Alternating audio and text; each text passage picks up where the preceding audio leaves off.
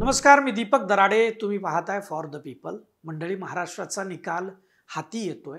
अंतिम निकाल हाती येण्यास अगदी थोडासाच अवधी जरी असला तरी एकूण निकाल काय असेल, त्याचा ट्रेंड काय आहे, हे मात्र आता आपल्याला सेट झालेलं दिसतंय.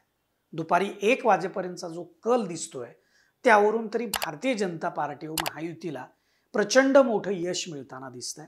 भाजपबरोबरच एकनाथ शिंदेंच्या शिवसेना आणि अजित पवारांच्या राष्ट्रवादी काँग्रेसला देखील घवघवीत यश मिळताना आपण पाहतोय.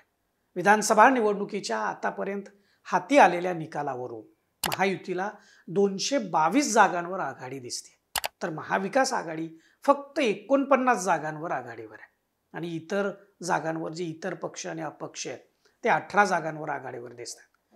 यामध्ये भारतीय जनता पार्टी सर्वाधिक 127 जागांवर, त्यानंतर शिंदेची शिवसेना 56 आणि अजित पवारांची राष्ट्रवादी काँग्रेस 39 जागांवर आघाडीवर आहे आणि महाविकास आघाडीतील काँग्रेस 19, उद्धव ठाकरेंची शिवसेना 18, तर शरद पवारांची राष्ट्रवादी काँग्रेस 12 जागांवर आघाडीवर असताना आपण पाहतोय.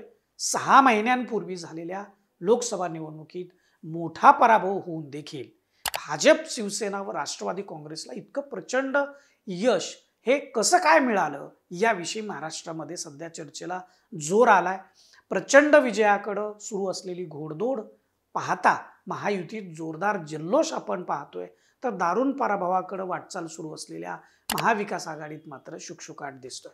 नेमकं असं काय घडलं की महायुतीला प्रचंड यश मिळालंय आणि कोणत्या गोष्टी महायुतीच्या पथ्यावर पडल्यात, तर त्याची जी काही प्रमुख 5 कारणं आहेत, त्या प्रमुख 5 गोष्टी आहेत ज्यामुळे महाराष्ट्रानं भाजप महायुतीला भरघोष मताधिक्यानं सत्तेच्या खुर्चीत बसवण्याचा निर्णय घेतलेला आपल्याला दिसतोय.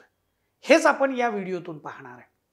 पुढे जाण्यापूर्वी आपण फॉर द पीपल चॅनलला सबस्क्राईब करा, लाईक आणि फॉलो जरूर करा. पोस्ट ग्रॅज्युएट डिग्री कोर्सच्या माध्यमातून परिपूर्ण राजकीय नेतृत्व घडवणारं आणि प्राध्यापक राहुल कराड यांच्या संकल्पनेतून साकारलेलं भारतातील पहिलं institute MIT school of government. मंडळी, महाराष्ट्राच्या विधानसभा निवडणुकीच्या निकालातून आता हे स्पष्ट दिसतंय की भारतीय जनता पार्टी महायुतीला प्रचंड बहुमत महाराष्ट्रातल्या जनतेनं दिलं आणि हे प्रचंड बहुमत मिळण्यासाठी जे काही प्रमुख कारणं त्याला कारणीभूत ठरलेली आहेत, प्रमुख गोष्टी ज्या आहेत, ते मला वाटतं त्यातील पहिली गोष्ट म्हणजे लाडकी बहीण योजना. खरं म्हणजे मध्य प्रदेशमध्ये लाडली बहना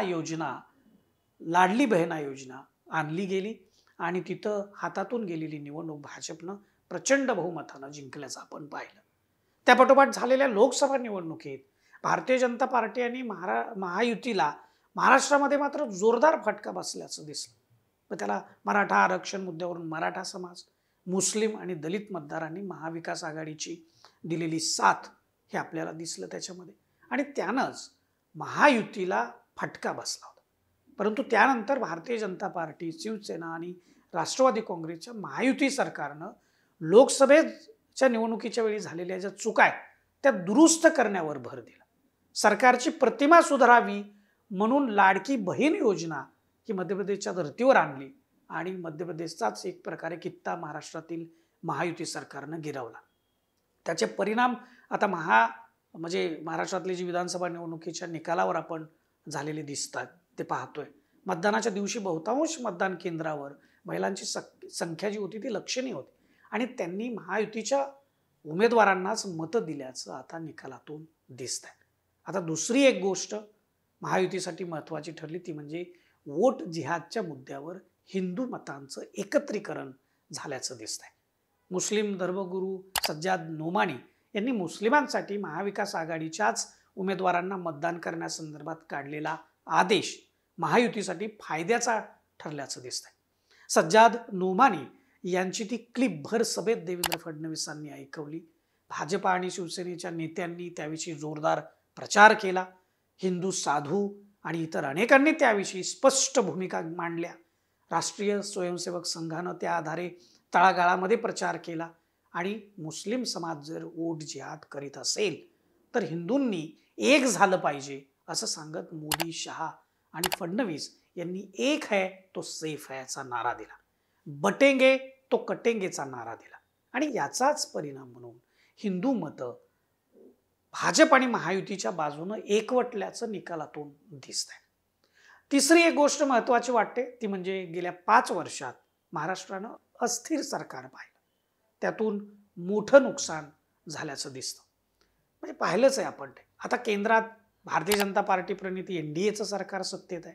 सत्तेत सहभागी झालेल्या आंध्र प्रदेशमधील तेलुगू देसम पार्टीच्या सरकारला आणि बिहारमधील नितीश कुमार यांच्या सरकारला मिळत असलेलं झुकतं माप हे देखील आपल्या सर्वांसमोर आहे. त्यामुळं महाराष्ट्रात जर रुळावरून घसरलेली विकासाची गाडी ही पुन्हा रुळावर आणायची असेल तर महाराष्ट्रातलं सरकार देखील NDAच्या म्हणजे भाजपच्याच विचाराचं असावं असं एक नॅरेटिव्ह सेट करण्यामध्ये भाजपच्या महायुतीच्या नेत्यांना यश आल्याचं दिसतं. चौथं प्रमुख कारण म्हणजे शेतकऱ्यांचं कर्ज माफ करण्याची घोषणा शेवटच्या टप्प्यामध्ये झाली. आधीच लाडक्या बहिणीला नियमित पैसे दिल्यामुळं हे सरकार पैसे देतंय हा विश्वास निर्माण करण्यामध्ये महायुती यशस्वी झाली होती. त्यामुळं आपलं कर्जही महायुतीचं सरकारच माफ करेल हा विश्वास देखील शेतकऱ्यांमध्ये निर्माण करण्यामध्ये महायुतीचे नेते यशस्वी झाल्याचं दिसतं. आणि 5वं प्रमुख कारण म्हणजे महाविकास आघाडी ही जरी सत्तेत आली तरी त्यांना केंद्रातील सरकारकडून किती मदत मिळेल हा प्रश्न महाराष्ट्रातल्या जनतेला पडलेला दिसतोय. कारण 2019 मध्ये सुद्धा सत्तेत आलेल्या महाविकास आघाडी सरकारची झालेली गळचेपी, झालेली अडवणूक आणि त्यातून विकास प्रकल्प राबवण्यात आलेलं अपयश हे आपल्या सर्वांसमोर होतं. त्यामुळे देखील महाराष्ट्रातल्या तमाम मतदारांनी भारतीय जनता पार्टी, शिंदेची शिवसेना आणि अजित पवारांच्या राष्ट्रवादी काँग्रेसला पसंती दिल्याचं या निकालाच्या आकड्यावरून तरी आपल्याला दिसतंय. आता महायुतीच्या प्रचंड विजयाला तुम्ही कसं बघता?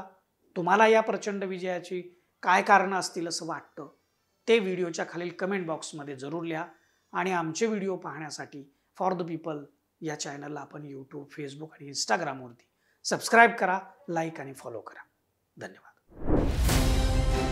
भारत दुनिया का सबसे बड़ा लोकतंत्र और NLC भारत देश का सबसे बड़ा गैर राजनीतिक मंच. शक्तिशाली लोकतंत्र के लिए राहुल कराट का सार्थक कदम. मुंबई में हुआ ऐतिहासिक प्रथम राष्ट्रीय विधायक सम्मेलन.